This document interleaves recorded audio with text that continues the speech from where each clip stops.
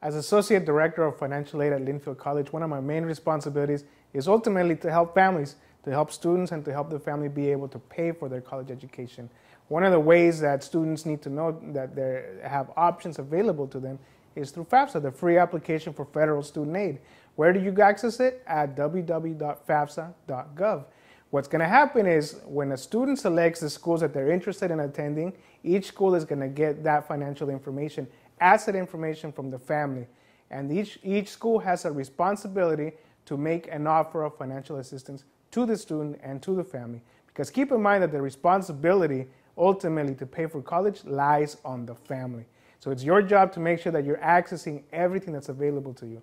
So the college is going to respond to you with an offer of financial aid that is going to include grants, which is free money. You want grants. If you're eligible to receive a grant, this is money that does not have to be repaid.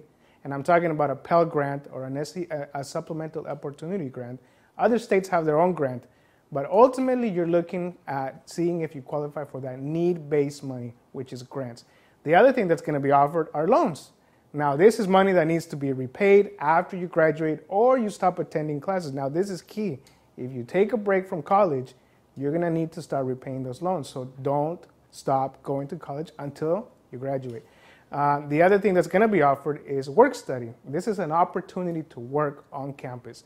As a work study student, you may be working in an office, supporting a faculty member, supporting, doing some type of a career opportunity training and being paid for it.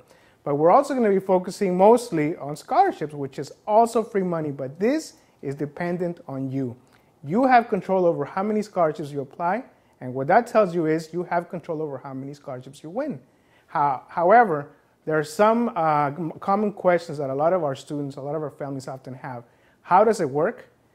When should I apply? And this is one of the areas that parents need to know, that every single year you need to apply as soon as possible after January 1st, even if you haven't done your taxes. Why? Because there's certain money that runs out. Who do they give it to? To the first people who applied. When it runs out, they don't have any more money to offer. There's another misconception from families that say, well, I make too much money. Well, making too much money is relative, because if you make a relatively good amount of money, but your family, your household size is large, then you're going to be possibly eligible for free money. So you need to give yourself a chance. You never know until you apply. Now, and other students always ask me, do I wait until my parents file their taxes? The answer is no.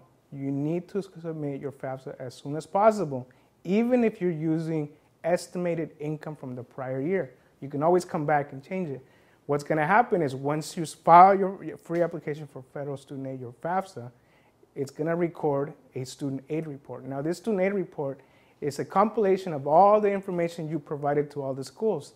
Some scholarship providers are going to want a copy of the student aid report, so you need to have that available. The other misconception is that not all award letters are created equal. They don't all say the same thing. They don't all talk in the same language. So you need to be ready to analyze the different award letters that get offered to you. You're not just going to apply one college. You're not just going to apply to one scholarship. So you need to compare. You need to want, and you need to have that option in colleges. Now, you need to be clear on a couple of things.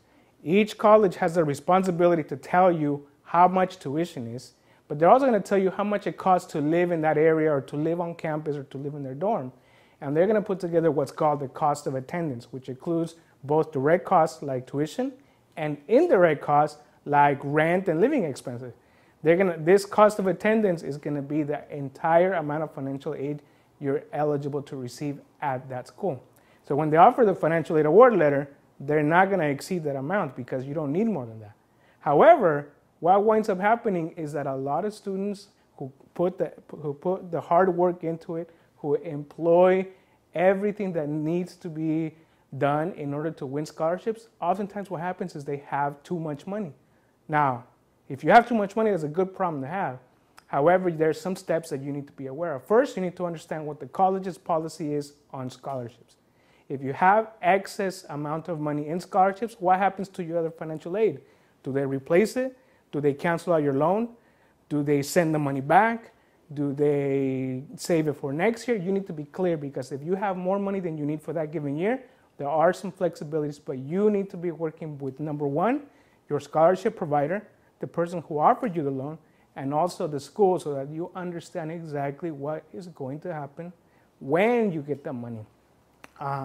The other thing that you need to be aware of is that, like I said, there's some flexibility. So when you win that extra scholarship, talk to your financial aid counselor. They can make adjustments to your budget. For example, if you need a laptop, if you need a computer, they can add that cost to your cost of attendance, and it allows you to have that much more money in a scholarship. At the end of the day, what you want is to be able to have as much money as you need to attend college. The more money you have, the better.